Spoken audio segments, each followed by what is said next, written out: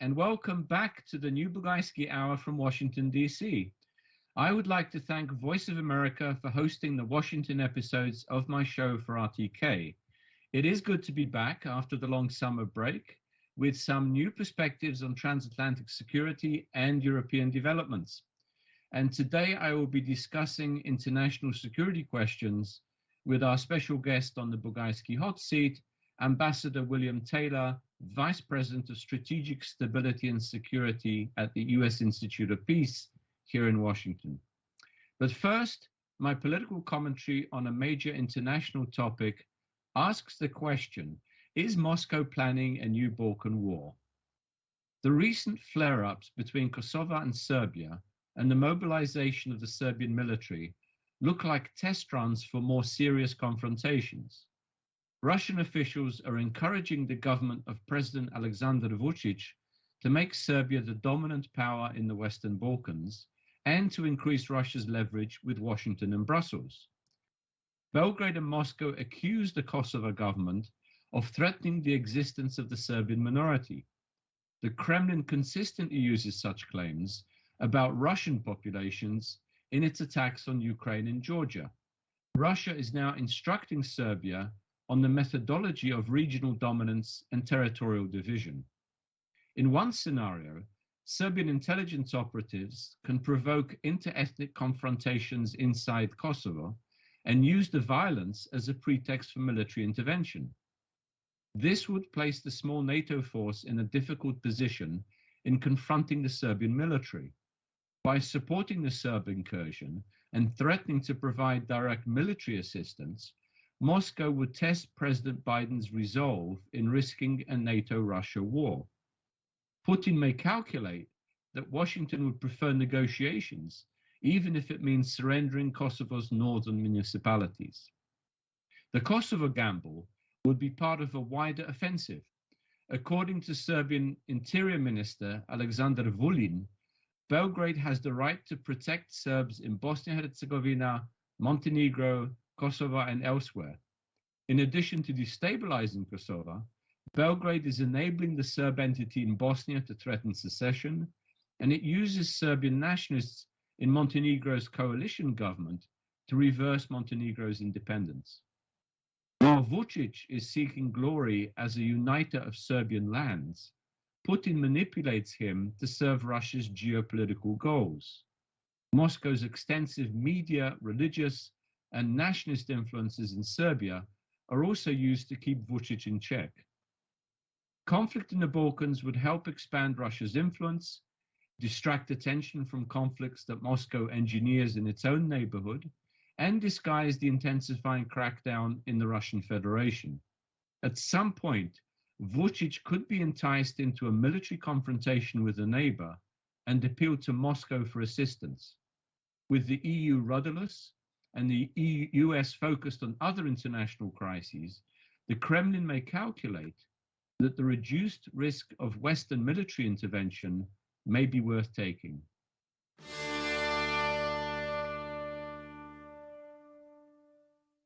It is time now for the Bugajski hot seat with Ambassador William Taylor, Vice President of Strategic Stability and Security at the U.S. Institute of Peace here in Washington, D.C. Welcome to the show, Bill. Thank you, sir. It's great to be here. Thank you. Thank you for joining me. Let us begin, actually, if you could tell our viewers a little bit about the Institute, its history, its mission, its role in Washington, its programs, and so forth. Right. Thanks for the opportunity. So United States Institute of Peace was created in the mid-'80s, back in the Cold War, by the Congress. They created us in order to have some organization, some entity within the government that thinks about peaceful resolution of disputes. So our focus, Institute of Peace focus, is on conflict and trying to either prevent conflict or resolve conflict. There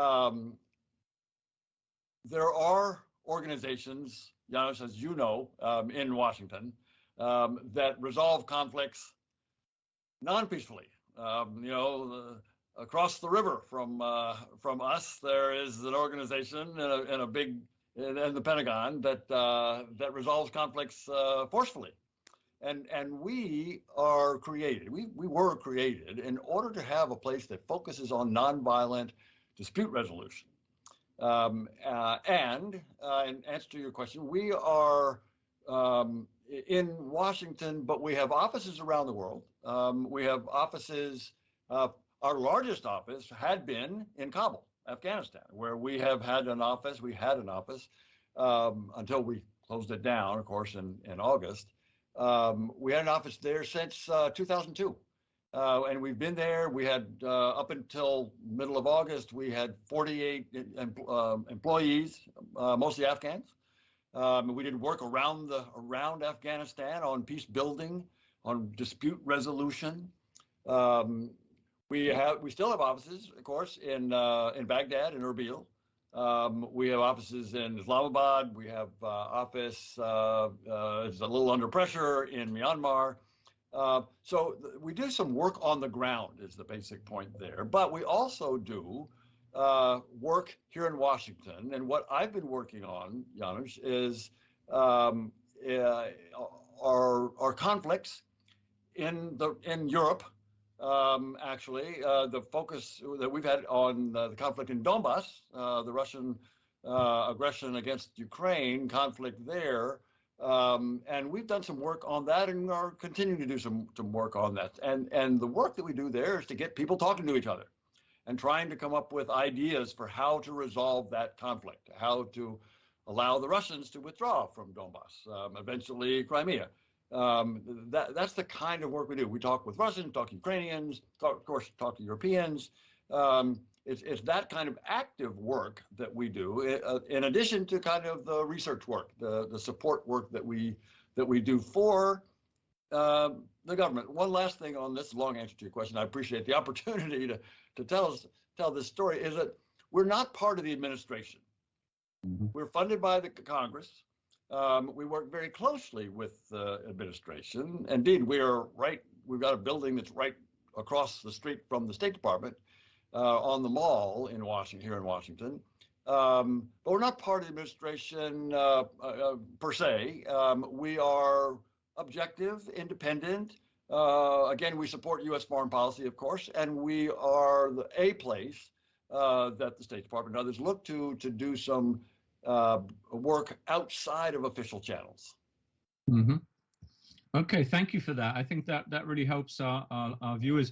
By the way, for our viewers, Bill did serve as ambassador to Ukraine. You mentioned Donbass. I want to come back to the Donbass question and Russia a little bit later, but maybe we can start with a sort of bigger picture.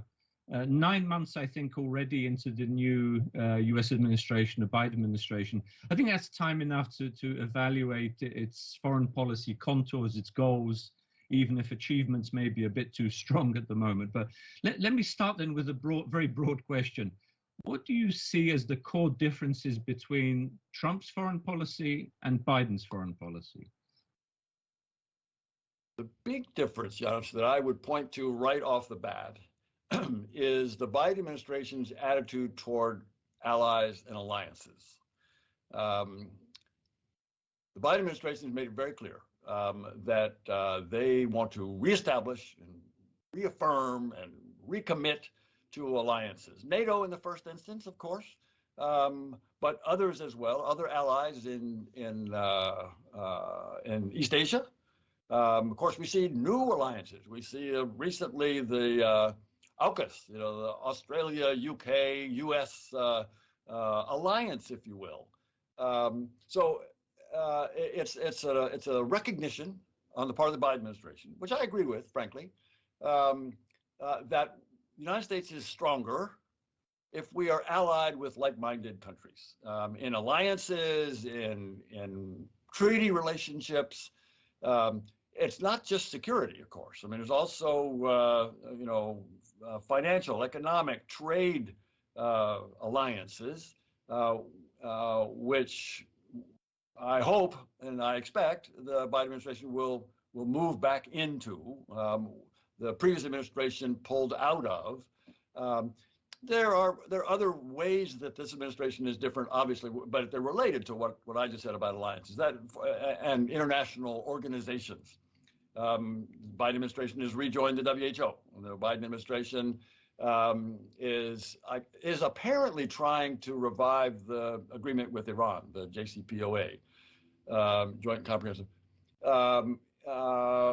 Hadn't succeeded there yet. That's difficult. But the idea is that the Biden administration would like to rejoin multilateral organizations and negotiations where we can do things with allies that certainly improve our security and our trade stance and our interests, but at the same time, they improve other security and trade interests as well. So I think that would be my first response to your question about what's the difference. What struck me about the Trump administration was often the sort of unpredictability for the alliance, the turmoil in decision making. You didn't know what would come each morning, basically, and what the administration should act upon. Would you say that Biden has restored at least sort of confidence and predictability, stability in that relationship? Certainly more so than the previous administration. I think there's still some kind of settling in going on, Janusz. I think that well, as we know, there are not all of the Biden administration's officials and senior officials are in place yet. There's still some big empty positions. So there's still some settling in going on. And I think there is some settling in even within the existing structure, even within the people who are in place. There are discussions. There are debates and disagreements, of course, within any administration, and we see that in the Biden administration as well. But I think you're right. That is, there's a process. There's a predictability about at least the way things are decided, as rather than not necessarily what's decided, but there's an interagency process. The NSC seems to work. There is an element of predictability. There have been some surprises, some frankly disappointments. Let's be clear. But by and large, it's been a more traditional, predictable, as in your word, foreign policy execution. Right, and on the European side, again, how is the military withdrawal from Afghanistan perceived? Which was rather, in the end, it was quite sudden, chaotic. Certainly the PR was terrible in terms of how it was received around the world. Has it in a way reduced trust in US commitment to staying in until a conflict is fully resolved, to pulling out suddenly without the mission being accomplished?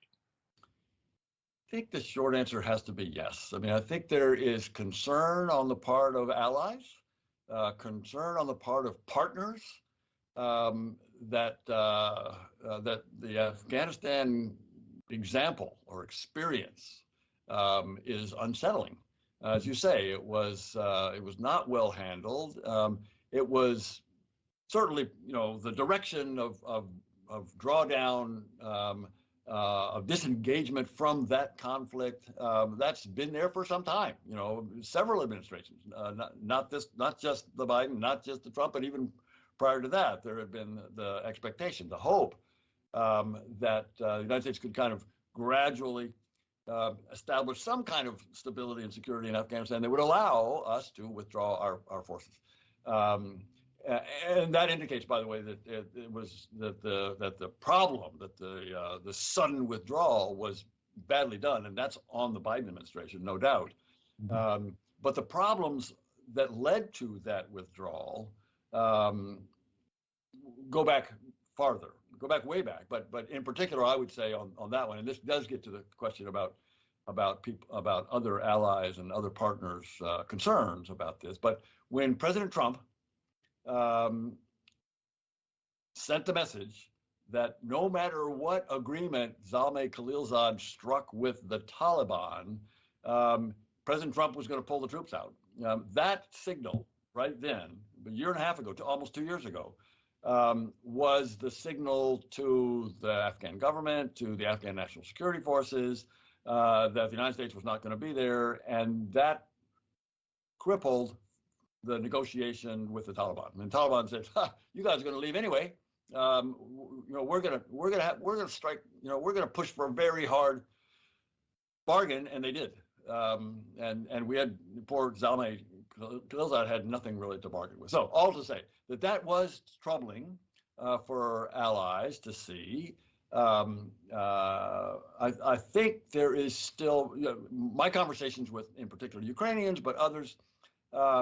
They're still counting on U.S. support. I mean, they're looking for. They know the United States is committed. They know that this Afghanistan thing was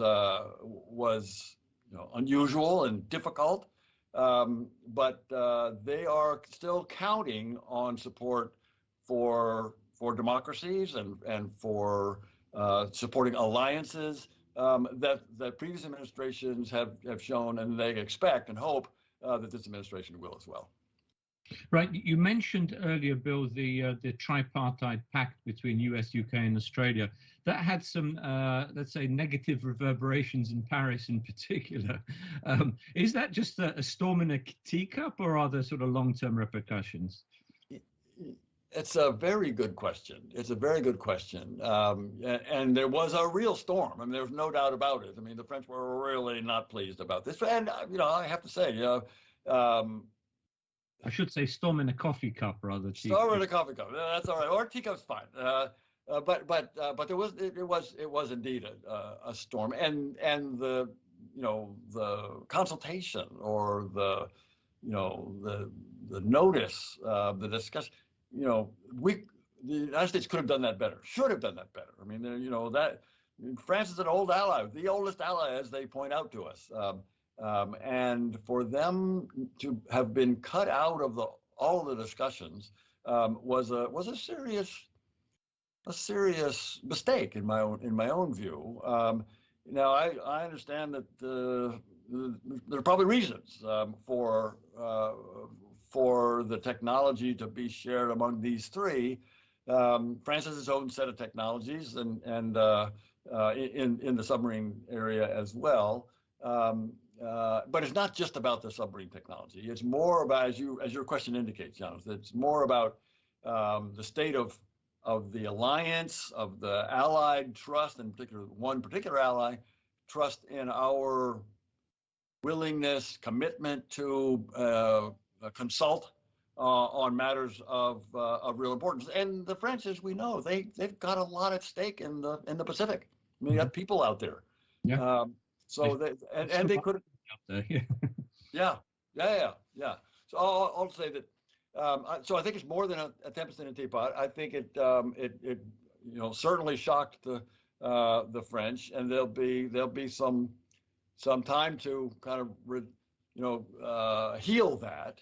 I think Secretary Tony Blinken is trying to do that. I think in his meetings with the French, Secretary Austin, Lloyd Austin, was at NATO. I'm not sure what the relationship between those two worked out, but all to say that there's some mending to be done with the French, and there's some reassurance, I think, that the United States has to do to NATO in particular, where we have the alliance with France, but more broadly, that we have to be seen to be a reliable ally. I mean, they're as I say, people are counting on us. We've got capabilities that the alliance needs. We have allies that we need. So there's a mutual expectation and reliance, and that needs to be reestablished. Right. I want to turn specifically now to NATO, which you just brought up. Trump seemed to consider NATO a drain on U.S. resources, and even at times as an obsolete organization. And on the other hand, you did have Republicans in Congress who pushed back on that, to their credit. How has that position, at least the president's position, changed under Biden? For instance, in terms of burden sharing or demands on burden sharing, defense spending, maintaining the U.S. troop presence in Germany. reinforcing NATO's enhanced forward presence along its eastern flank. How is that being affected now under the Biden administration? It's back to full support for NATO. It is back to where the U.S.-NATO relationship, U.S. as kind of the first among equals in a NATO alliance, where there are always discussions and disagreements, and you pointed out the burden sharing discussion. That argument, that issue goes back, as you know, decades. Probably from exactly. So so it continued, kind of in a harsh way, almost a hostile way under the previous administration, but it's going to continue now. I mean, there's always going to be. It certainly was there under the previous, under like Obama as well as the Bush administration. It will continue under the Biden administration. That is, there would be an expectation among NATO allies as well, European NATO allies as well, that the alliance is strong when everybody contributes, when each nation contributes. There's a target. There's this 2% target, and that's a useful benchmark. But there are more important ways that each nation in the alliance can contribute. You mentioned the forward presence. That's very important for our the eastern part of NATO, and it's very important, frankly, for the Ukrainians to see that kind of support. It's clearly important for the Baltic NATO allies. And it's important to send the message to the Russians that this is a serious alliance, that we take security of every member seriously, that we not only say that, we put forces there, we put our soldiers there, and that's important. You mentioned the previous administration's downgrading, frankly, of the importance of the NATO alliance, and I think that is being reversed. I mean, as I say, we're getting back to the understanding, the recognition of the importance of NATO to us, as well as to our European allies, for stability. I mean, again, the importance of NATO is that it's a defensive alliance. It prevents conflict by showing strength and unity. It demonstrates to anybody who might want to challenge the security of any of the NATO allies that would be a mistake. And that's the deterrent effect of a strong, unified alliance that's based on values, based on commitment to values, is a good message for the world. Absolutely. And NATO's recent defense ministers meeting, they issued this concept for deterrence and defense in the Euro-Atlantic area. I haven't seen all the details, but I think the idea is to try and counter these advanced weapon systems that Russia is planning or has already deployed, the massing of troops, these flash exercises that they have, which threaten and undermine stability in the region. Bill, what more would you say could be done to deter Moscow? Not only in the Baltic, but increasingly, I would say, in the Black Sea region, which is probably much more vulnerable to Russian pressure. It is, and I know NATO's been giving some thought to Black Sea, and I know that people associated with NATO and around NATO have been giving a lot of thought to a Black Sea strategy, a naval strategy. Both NATO allies, like Turkey and Romania, but also the Georgians, a NATO partner, the Ukrainians, a NATO partner, are very concerned about Moscow's use of the Sea of Azov first, and then the Black Sea, and so that region is an area that NATO could usefully, in answer to your question, could usefully bolster, and on the maritime side, on the Navy side, and combined naval exercises, an additional presence in the Black Sea by NATO fleets, including the Americans. Of course, the Turks need to be engaged. As a member of NATO, they've got responsibilities in that regard, and they have special responsibilities on the Black Sea, getting in and out. So there's the potential for a NATO maritime Black Sea strategy that could provide, again, deterrence, so that the Russians don't have the expectation or temptation to flex their muscles in that part of the region. And to use it as a Russian, basically Russian lake. As a Russian lake, absolutely. It is. It's a. You know, there are a lot of NATO allies around that lake, and they need to band together, and that's what the alliance is for. Yeah, and that's what the allies. Sorry. I was going to say I did an estimate once of the length of coastline that Russia has, and it's only a couple of 100 miles. It's only a couple 100 kilometers. Yeah. That's exactly right. That's exactly right. Now they've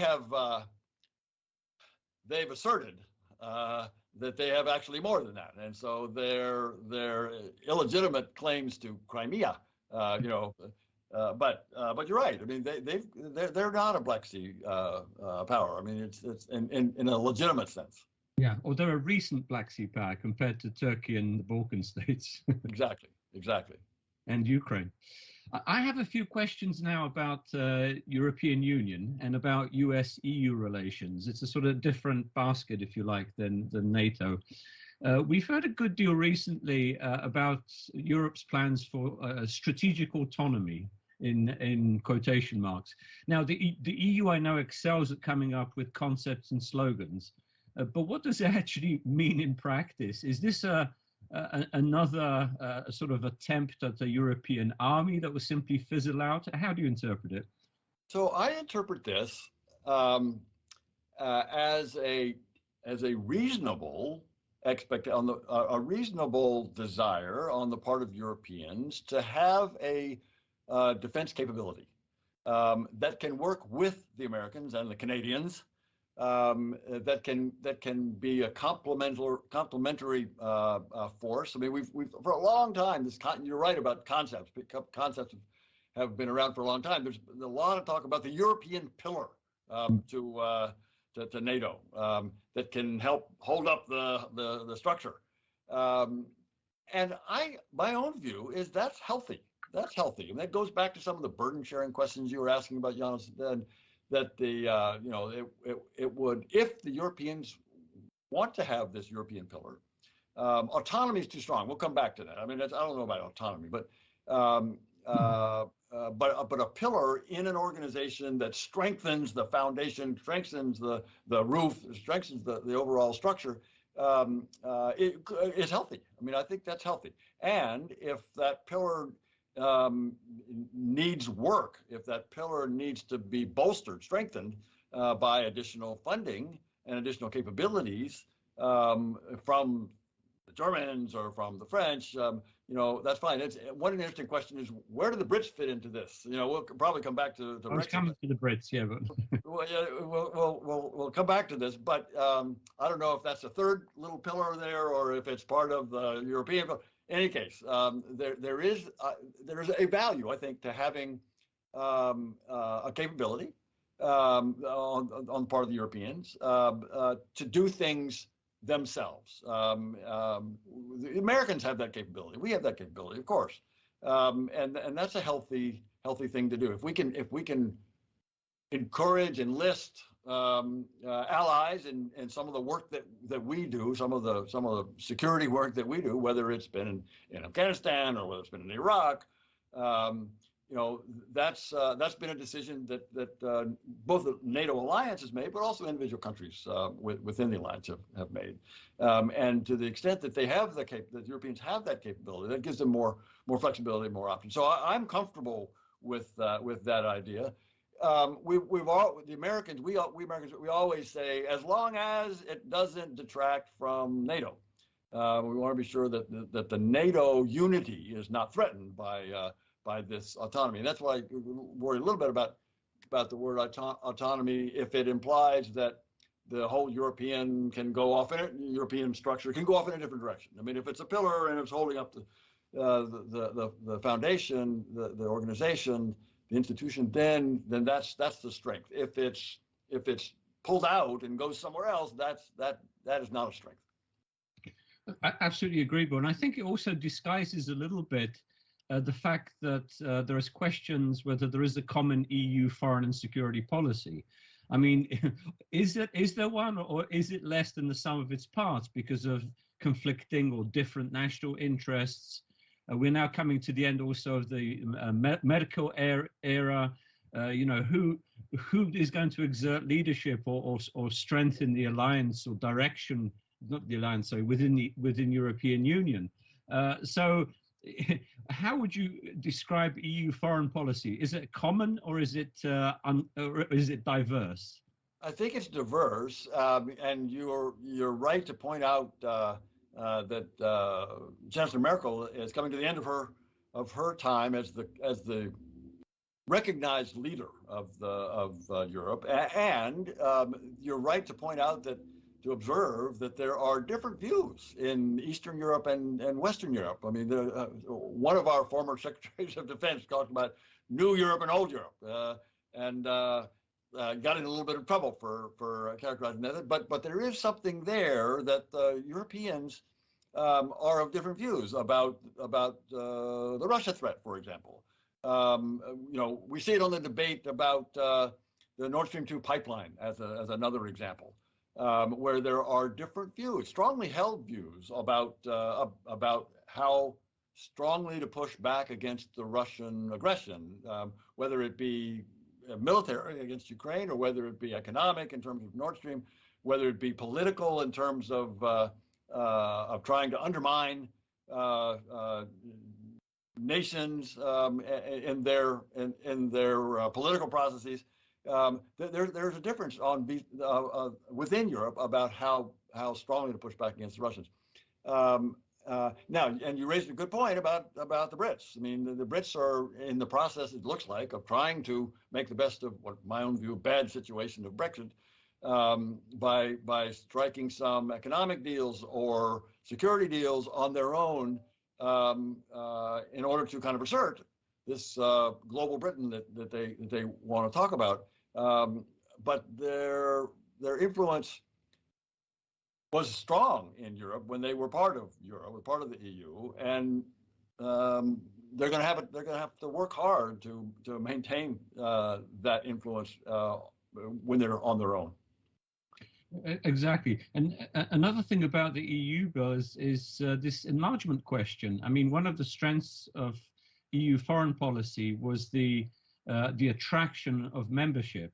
That seems to be receding, particularly for the West Balkan states, but also for Ukraine and Georgia, other countries in Eastern Europe that would like to be members. How do you see the future of the EU as a geographical political union? So I see it probably in two timeframes. In the near term, the stresses that you just described, the effects of Brexit, the tensions caused by Poland, for example, right now, the concerns about Hungary. So there are some tensions within the European Union that make it difficult to contemplate expanding at this time. So that in the near term, I think that's right. But the near term doesn't last until there's a medium term, there's a longer term, and my own view is that these issues, that these populist issues that are affecting some of these countries, including mine, including the United States, will recede, will be overcome. I think we're starting to see some of that now in the Czech Republic, for example. I think we're starting to see it here to some degree.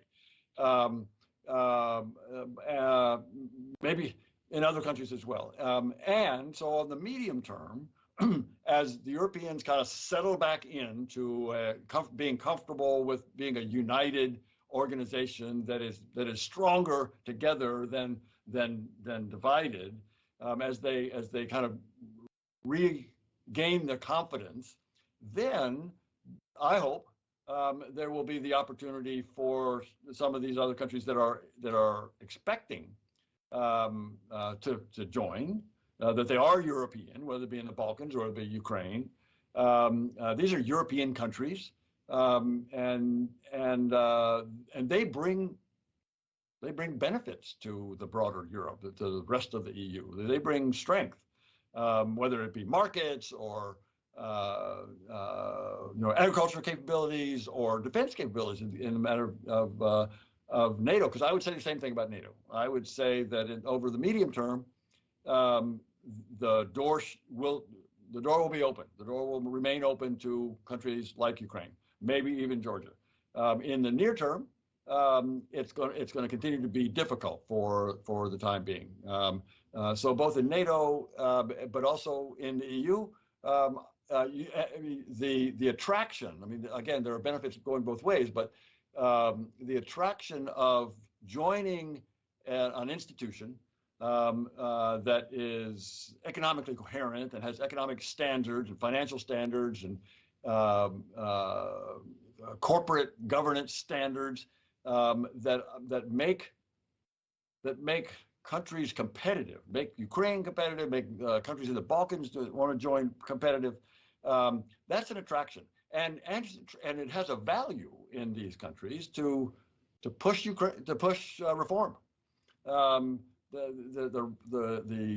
attraction of being a part of the EU. In order to become a part of the EU, they got to meet certain standards, and sometimes those standards are hard to meet. But if the benefit, if the prize for meeting those standards is membership, then it's worth it. And we've seen that in the earlier expansions.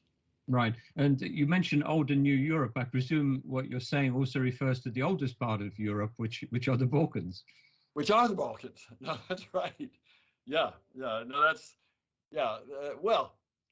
Yeah, this is an interesting convenient today that we see the different parts of Europe that recognized for where they've been. Bill, let us turn to Russia now. I sort of glanced at the clock, and this is so engrossing that I don't want to miss anything. Are we witnessing a new reset by this administration, or a rapprochement with Russia? Every administration that comes in tries to be nice to Russia, thinking it has the solution to resolve the problems that Russia causes. You mentioned already Nord Stream 2, that we seem to have acquiesced to the natural gas pipeline under the Baltic to Germany that bypasses, could actually impact very negatively on Ukraine in terms of the transit earnings, as well as the recent visit of Undersecretary of State Victoria Nuland to Moscow. And we're not exactly sure what was agreed. Some of the things one hears are not particularly beneficial for Ukraine. Does the Biden administration, let me put it this way, does it have a strategy in dealing more effectively with an assertive neo-imperial regime in the Kremlin? So, Janos, I think this is a very good question, and I think the unsatisfying answer is it's still the Biden administration strategy toward Russia is still a work in progress, and there have been some troubling signals that have come. They started out. I mean, as we know, Joe Biden, has been. He knows the Russians. He knows these issues very well. He famously, he says, he tells this story about how he looked into Putin's eyes and said, "Mr. Putin, I don't think you have a soul." And President Putin says, "We understand each other," and so quite proud of it. KGB. Yes. Exactly right. That's a little troubling. But President Biden came into office, in my view, sounding and appearing to be clearer-eyed than his predecessors. So George W. Bush came in and thought that he could look into Putin's eyes and see his soul. And President Clinton, after you know, I'm sorry, President Obama with Secretary Clinton, thought that they could do a reset. President Bush was disappointed with Putin in Georgia, and President Obama was disappointed with Putin in Crimea and then in Donbass. We know, or at least we observed something about where President Trump came in. I still can't figure out what his view was of Mr. Putin. But President Biden came in knowing all that history, having been part of the Obama administration, knowing where that went, where that reset went. I thought he came in ready to be clear-eyed and tough, and by and large he has.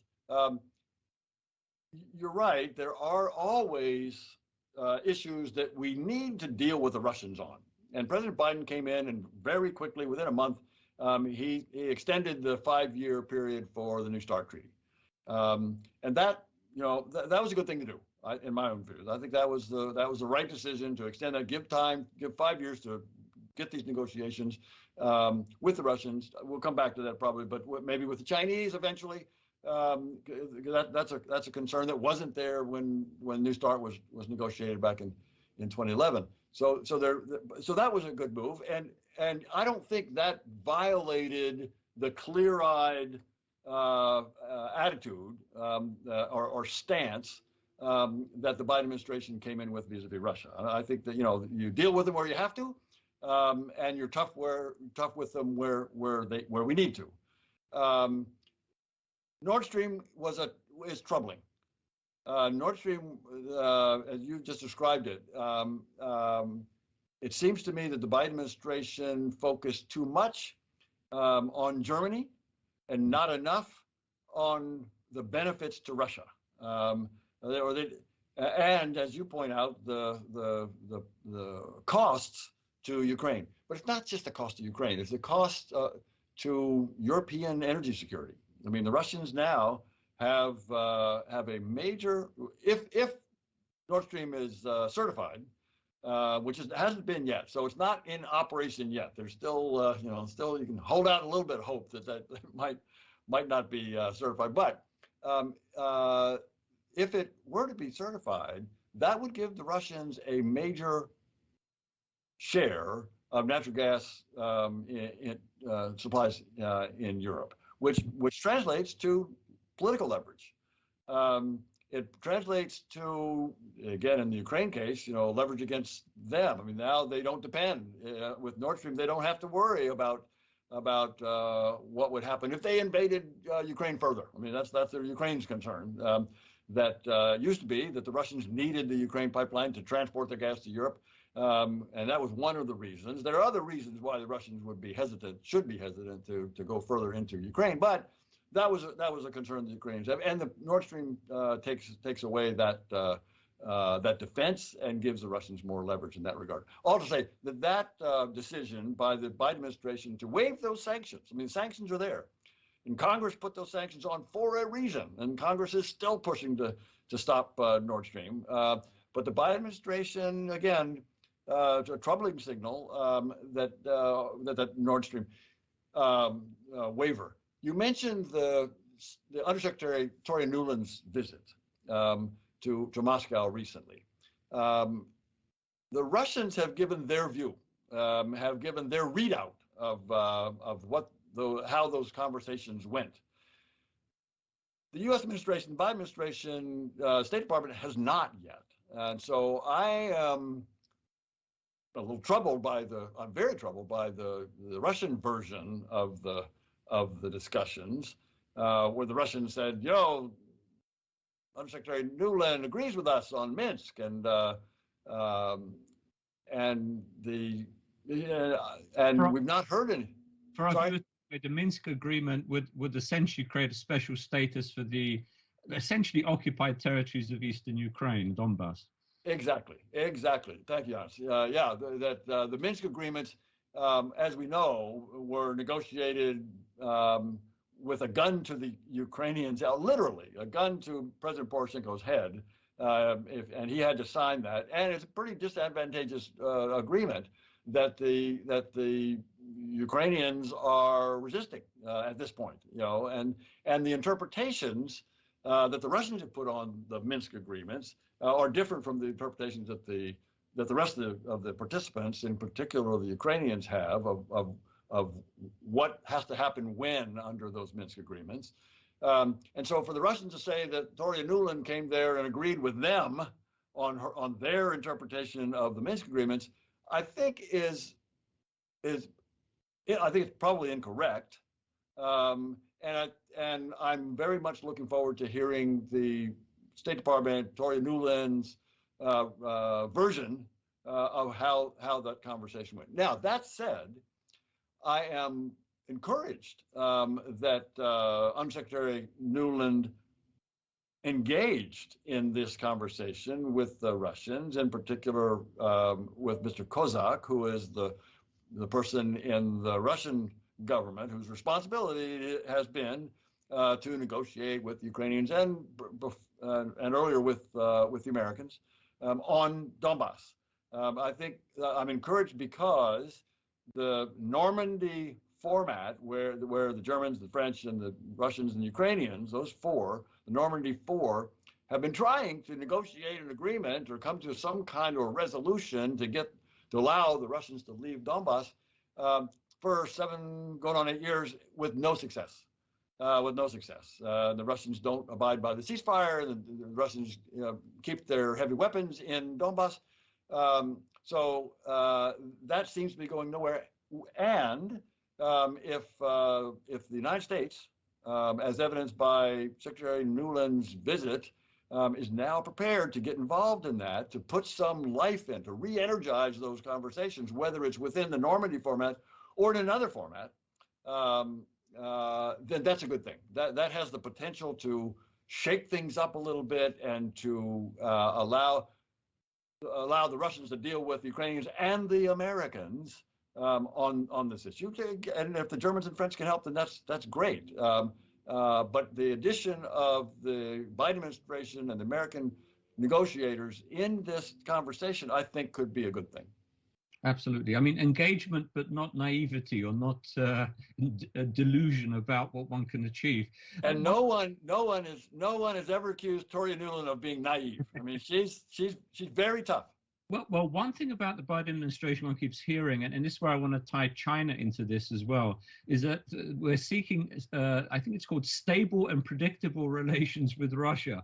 I mean, to me, it's quite ironic, somebody who studied Russian foreign policy for so long, that the whole basis of Russian policy is unpredictability and instability. Yes. And causing instability, instability in particular in their neighbors, but also in Europe. And even instability in the United States. I mean, so yeah, there is an irony there. You're exactly right. But the idea of this, put aside that I don't think that's going to be achievable. But the idea is to put that aside, to put Russia aside, to try and tame it, and to zero in on China. How, I mean, for our viewers in the Balkans in particular, how, let's say, how imminent and how strong is the Chinese threat to Europe and to the transatlantic alliance? I think this is a good debate, actually, the answer to that question. Some people have written books and are now of the strong view that the challenge, the threat to the West, to the United States and to Europe right now, that the key theater is China. And these people will argue that all the other theaters need to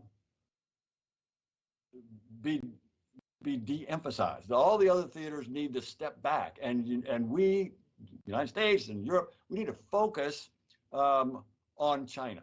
Now, I think that's not correct, but there is this debate.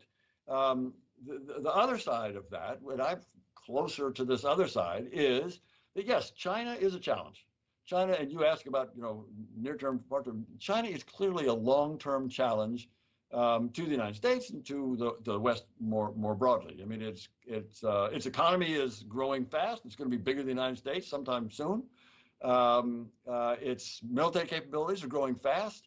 It's asserting itself in the South China Sea and extending its islands, its sovereignty. It says over more of the sea lanes. It's got the Australians nervous. It's got the Japanese nervous. It's got the Philippines nervous. So it is a challenge. And those aspects of the kind of military encroachment, military expansion, as well as the kind of unfair trade practices. I mean, the stealing of intellectual property from nations around the world, the United States, Europe, others, is also concerned. And those challenges, long term, even medium term, need to be addressed. There's no doubt about that. And again, going back to your first question about the difference between this administration and the last, alliances are the way to do that. The alliances are a way to push back on these aggressive, almost hostile actions on the part of the Chinese. That's a medium-term, long-term challenge that needs to be addressed through alliances. I think the short-term challenge is what we've already talked about in terms of Russia. I mean, the Russians are actually killing people. They're killing people in Ukraine. They're killing some of their own people. They're poisoning people overseas. They're poisoning people at home. They are hacking into European energy grids in Ukraine and other places. They're apparently hacking the ransomware attacks on the United States pipeline, the Colonial Pipeline. We don't know what this Havana syndrome is, where there's some directed energy focused on diplomats that's causing real health problems by these diplomats. We don't know exactly where it's from, but the suspicion is it's the Russians. All to say that there's an immediate threat. The other big thing, of course, is election interference. I mean, the Russians have tried to interfere in Ukrainian elections. They've tried to interfere in European elections. We know they interfered in the 2016 U.S. elections.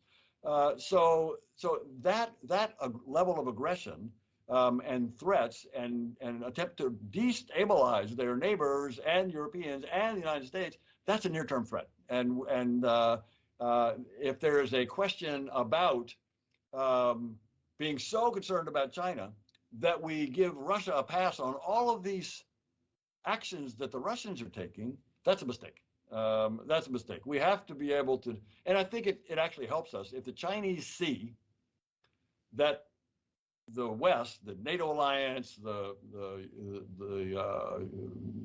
democracies in Europe and the United States and Canada will stand up to the Russians, then the Chinese have to recognize, that will register on the Chinese as well. Absolutely. Bill, we've almost come to the end. I've got one more question I want to ask you. I'd like to come back with you at some point to talk more about this Russia-China threat and whether there is some division of labor between them vis-a-vis certain regions. Is there potential competition between them? Can we exploit differences between them? Because there are points of contention that they will face in the future. But we'll come back to that. The question I want to ask you is a basic one. Where do the Balkans, or the Western Balkans, fit in US policy priorities? I mean, it seems as though we're so preoccupied with so many other questions, not to mention domestic issues, but even on the foreign policy side, that the region could be neglected again, left to the EU, and could, if not exactly the same, but could descend into some sort of conflicts. And in this, if as you answer the question, if you could mention this nomination of Christopher Hill as ambassador to Belgrade, who I used to know for many years when he was ambassador to both Macedonia and Albania, really knows the region very well. Is this a signal that we are beginning to take the region more seriously? Janos, I think the answer is yes. I think the answer is absolutely yes. I'm glad you raised Chris Hill. And I'm glad you raised the concern that Balkans policy has not been developed yet. And it goes back to something you and I talked about earlier, that is important positions in the State Department and in other departments as well, but in particular the State Department as it relates to the Balkans, have not been filled until recently. For example, the Assistant Secretary for Europe, who will have responsibility for developing that strategy, Karen Donfried, is very well informed on Balkans issues. She's very well informed on European issues, obviously.